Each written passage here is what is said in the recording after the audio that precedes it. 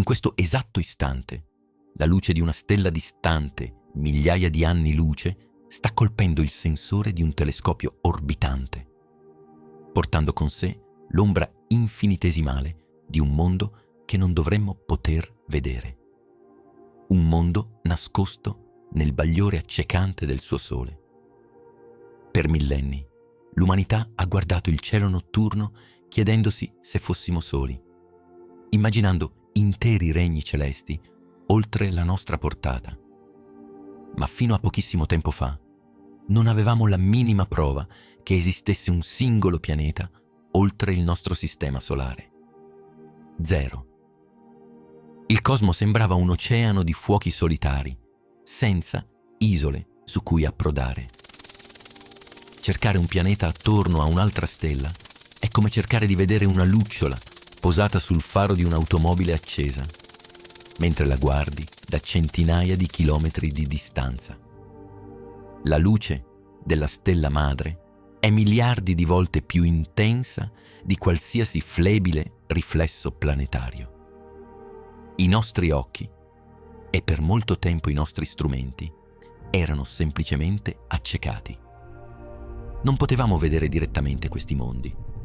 Dovevamo imparare a leggere i sussurri gravitazionali, i tremolii invisibili che questi giganti silenziosi lasciavano nello spazio-tempo mentre orbitavano nel buio. Il primo indizio è arrivato attraverso la gravità.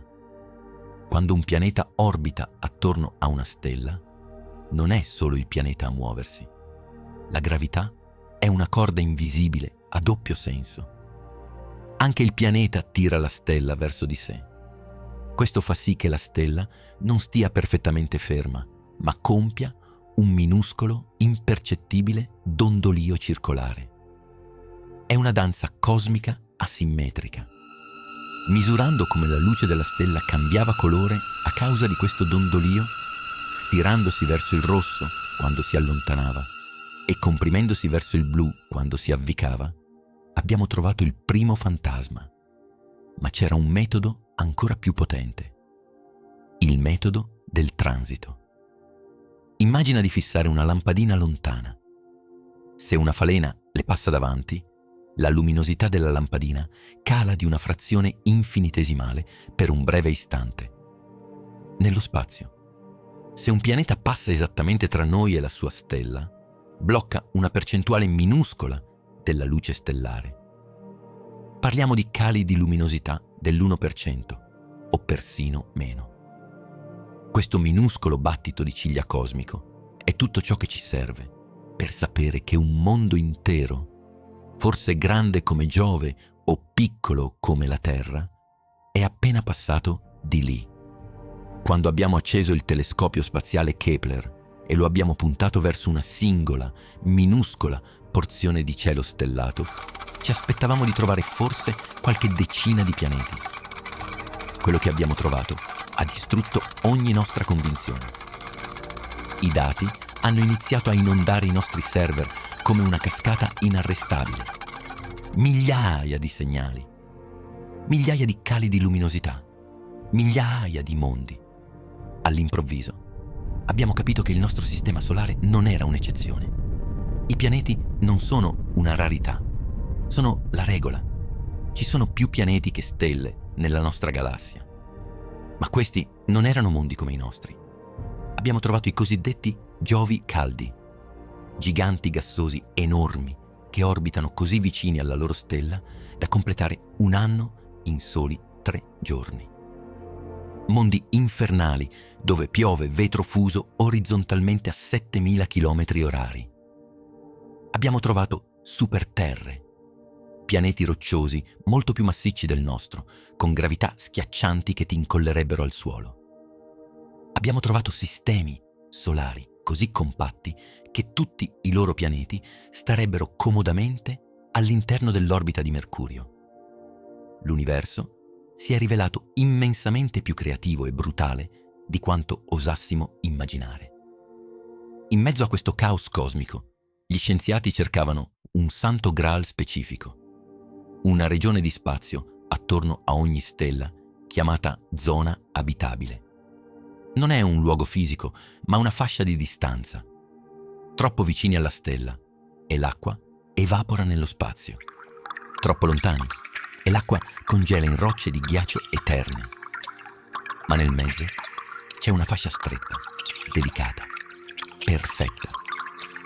Una distanza dove la temperatura permette all'acqua di scorrere liquida sulla superficie. E dove c'è acqua liquida, almeno sulla Terra, c'è sempre, inesorabilmente, la vita. Oggi conosciamo oltre 5.000 esopianeti confermati. Di questi, una piccola frazione risiede in questa zona privilegiata. Mondi rocciosi, forse con oceani profondi centinaia di chilometri. Pianeti come Kepler 180 Safe o il sistema TRAPPIST-1, dove 7 mondi delle dimensioni della Terra danzano attorno a una piccola stella rossa, alcuni di loro bagnati da una luce crepuscolare perenne. Sembrava che avessimo trovato i candidati perfetti, i palcoscenici ideali per il teatro della biologia cosmica. Tutto sembrava pronto per la scoperta del secolo. Ma c'è un problema enorme. Trovarsi nella distanza giusta da un fuoco non significa essere al sicuro. Significa solo che non bruci e non congeli. Ma l'universo è un ambiente letale, saturo di radiazioni ionizzanti, venti stellari capaci di scorticare via un'atmosfera intera e impatti catastrofici. La zona abitabile è solo un requisito minimo, una precondizione.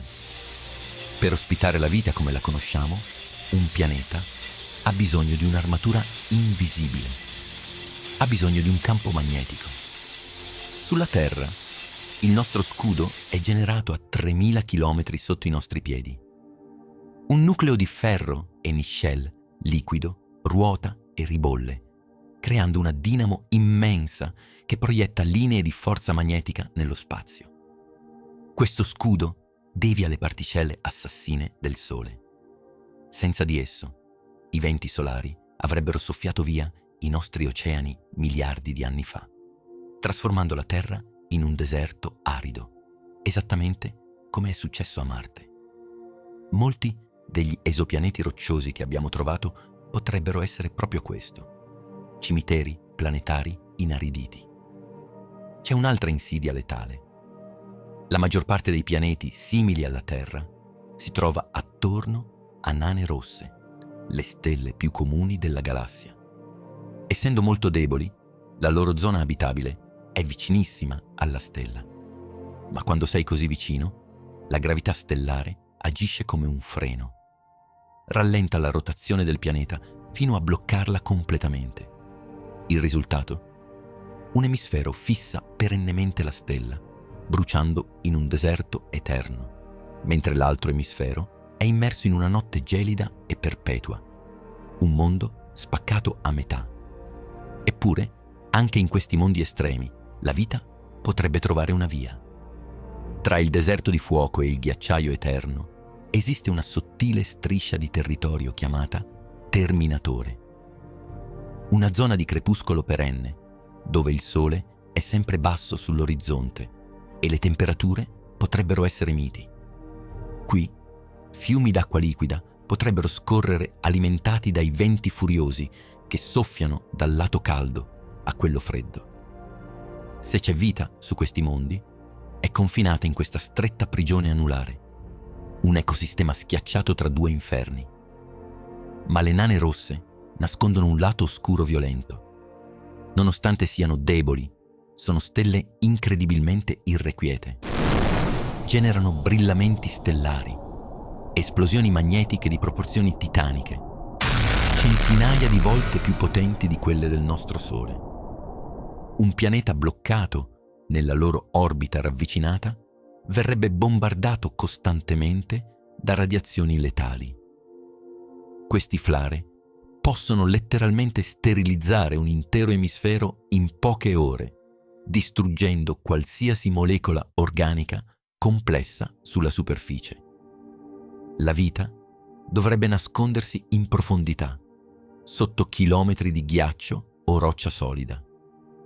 L'unica speranza per questi mondi è possedere un'atmosfera straordinariamente densa, un guscio di gas spesso chilometri che possa assorbire l'impatto delle radiazioni e ridistribuire il calore dal lato diurno a quello notturno. Un'atmosfera non è solo aria da respirare, è un termostato globale, uno scudo anti-radiazioni e un nastro trasportatore di energia. Senza di essa, la biologia complessa in superficie è semplicemente impossibile. L'atmosfera è la vera coperta che culla la vita nel cosmo spietato. Mentre guardi questo schermo, respira a fondo. Quell'ossigeno che ti riempie i polmoni, quella pressione invisibile che ti abbraccia, è un miracolo di ingegneria cosmica. È facile darlo per scontato, ma là fuori, nel vuoto silenzioso, l'aria è il tesoro più raro e prezioso dell'universo. E se sei ancora qui ad ascoltare, è perché una parte profonda di te sa che capire questi mondi alieni è l'unico modo per comprendere davvero il miracolo fragile di casa nostra. Quindi, come facciamo a sapere se uno di questi pianeti lontani ha un'atmosfera e magari qualcosa che respira al suo interno? Non possiamo inviare sonde, ci vorrebbero centinaia di migliaia di anni. Dobbiamo usare la luce. Quando un pianeta transita davanti alla sua stella, una frazione minuscola della luce stellare attraversa l'atmosfera del pianeta prima di viaggiare per anni luce fino ai nostri telescopi. Quella luce porta con sé un codice a barre chimico, un'impronta digitale invisibile che stiamo appena iniziando a decifrare. Questa tecnica si chiama spettroscopia di transito. Ogni elemento chimico nell'universo assorbe colori specifici della luce. L'ossigeno mangia certe frequenze, il metano ne assorbe altre, l'anidride carbonica altre ancora. Quando analizziamo la luce stellare filtrata dall'atmosfera aliena, cerchiamo le fette di colore mancanti. Quelle linee nere nello spettro sono firme inequivocabili.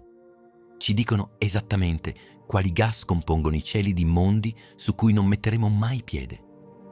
È come assaggiare l'aria di un pianeta distante 1000 anni luce. Ma trovare gas non basta. Vogliamo trovare gas che non dovrebbero esserci. Sulla Terra, l'ossigeno e il metano reagiscono tra loro e si distruggono a vicenda molto rapidamente. Se smettessimo di produrli, scomparirebbero dall'atmosfera in un lampo geologico. Il fatto che coesistano in grandi quantità nei nostri cieli significa una sola cosa. C'è una forza motrice incessante che li pompa continuamente nell'aria. Quella forza sono le piante, i batteri, la vita. Cerchiamo questo squilibrio chimico. Cerchiamo atmosfere fuori controllo. La natura, però, è una maestra dell'inganno. Abbiamo scoperto che i vulcani, le reazioni fotochimiche estreme o la radiazione stellare spietata possono produrre ossigeno e metano anche su pianeti completamente morti.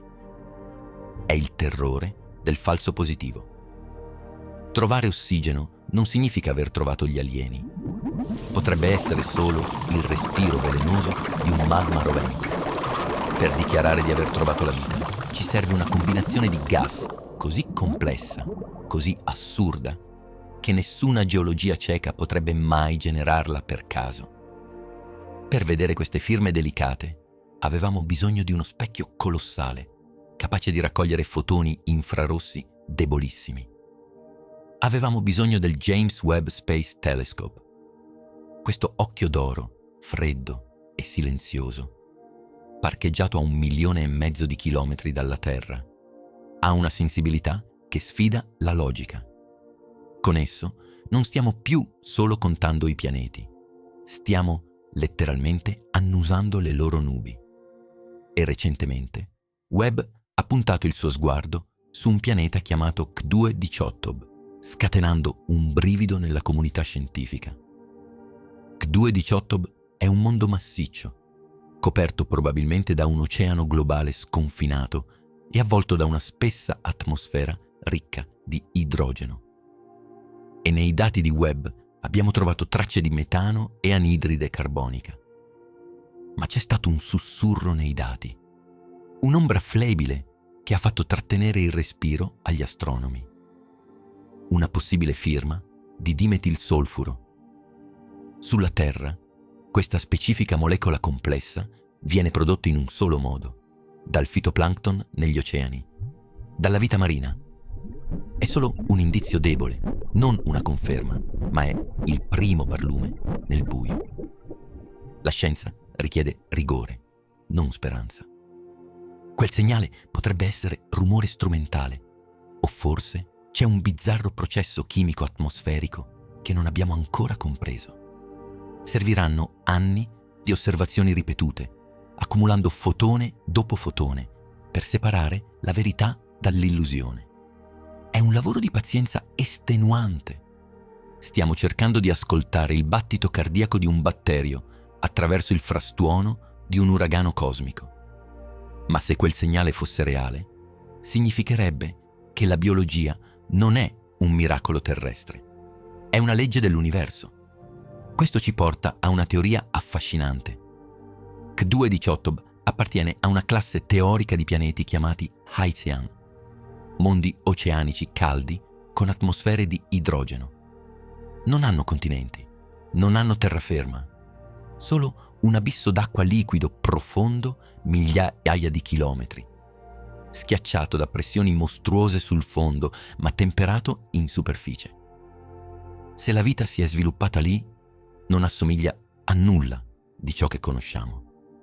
Sarebbe una biosfera interamente acquatica, fluttuante in mari senza confini sotto un cielo alieno, opaco e denso. E chi dice che la vita debba essere come la nostra? Noi siamo basati sul carbonio e sull'acqua liquida, ma l'universo è vasto. Potrebbero esistere mondi dove il solvente della vita non è l'acqua, ma laghi di metano liquido a meno 180 gradi, come sulla Luna Titano. Potrebbero esistere biochimiche basate sul silicio, operanti in ambienti ad altissima temperatura. Stiamo cercando un riflesso di noi stessi nello specchio cosmico, ma l'universo potrebbe avere un'immaginazione molto più vasta della nostra chimica provinciale. Più pianeti scopriamo, più il mistero si infittisce. Se ci sono decine di miliardi di mondi abitabili solo nella nostra galassia, e se la galassia esiste da oltre 10 miliardi di anni, c'è stato tempo in abbondanza perché la vita nascesse, si evolvesse e costruisse civiltà capaci di viaggiare tra le stelle o inviare segnali radiopotenti. Eppure, quando ascoltiamo il cosmo, sentiamo solo il fruscio statico della radiazione di fondo. Nessun segnale, nessuna megastruttura, nessuna voce. Questo è il paradosso di Fermi. Dove sono tutti?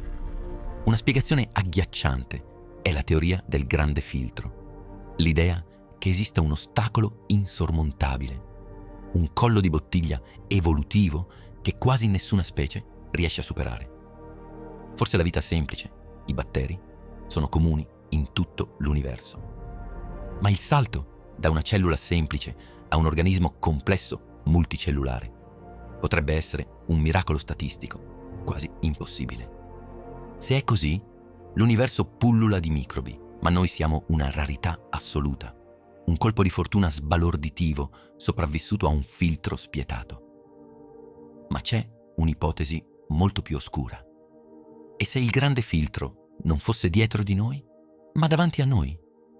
E se la vita complessa nascesse ovunque, sviluppasse tecnologia e poi, immancabilmente, si autodistruggesse? Guerre nucleari, collasso ecologico, intelligenza artificiale fuori controllo. Se il filtro è nel nostro futuro, il silenzio dell'universo è il suono di un cimitero. Significa che ogni civiltà che ha guardato le stelle con speranza, alla fine ha premuto il grilletto su se stessa. È la prospettiva più terrificante della scienza moderna. Forse però la risposta è meno macabra e più solitaria. L'universo ha 13,8 miliardi di anni. Sembra tanto, ma le prime generazioni di stelle non avevano elementi pesanti. Niente carbonio, niente ossigeno, niente roccia. Hanno dovuto vivere, morire ed esplodere in supernove per seminare il cosmo con i mattoni della vita. Ci è voluto tempo perché la tavola periodica si riempisse. Forse non siamo in ritardo alla festa cosmica. Forse siamo tra i primi ad arrivare. Forse gli antichi precursori che la fantascienza ha sempre immaginato siamo noi. C'è anche la cruda realtà della fisica. Lo spazio è vasto in un modo che il cervello umano non è equipaggiato per comprendere. Anche se esistessero 10.000 civiltà attive nella Via Lattea in questo momento, la distanza media tra loro sarebbe di migliaia di anni luce. Un nostro messaggio radio impiegherebbe millenni per raggiungerli e altrettanti per tornare. Siamo confinati in isole di luce, separate da oceani di vuoto assoluto. Potremmo non essere soli, ma la fisica ci condanna a un isolamento perpetuo. Siamo sull'orlo di un precipizio storico. Nei prossimi 20 anni, i nostri telescopi diventeranno abbastanza potenti da mappare con precisione le atmosfere di centinaia di mondi simili alla Terra. Troveremo qualcosa, o troveremo le firme chimiche della biosfera, dimostrando che la vita è un imperativo cosmico, oppure troveremo solo roccia sterile e gas letali, mondo dopo mondo, sistema dopo sistema. In entrambi i casi, la scoperta cambierà per sempre il posto dell'umanità nel cosmo. O siamo parte di una vasta rete di vita, o siamo i custodi solitari della consapevolezza. Ogni atomo del tuo corpo è stato forgiato in una stella morta da miliardi di anni. Sei qui, in questo momento, in questo universo, su un'unica possibilità tra 10 elevato a 100. Non stai guardando il cosmo, sei il cosmo che guarda se stesso. L'universo non ha bisogno di te. Eppure eccoti qui. Io sono Renderium e questo era il respiro nascosto dei mondi invisibili. Il viaggio non finisce qui. Qui dentro, l'eco del primo segnale sta ancora viaggiando nel buio, aspettando solo che tu impari ad ascoltare.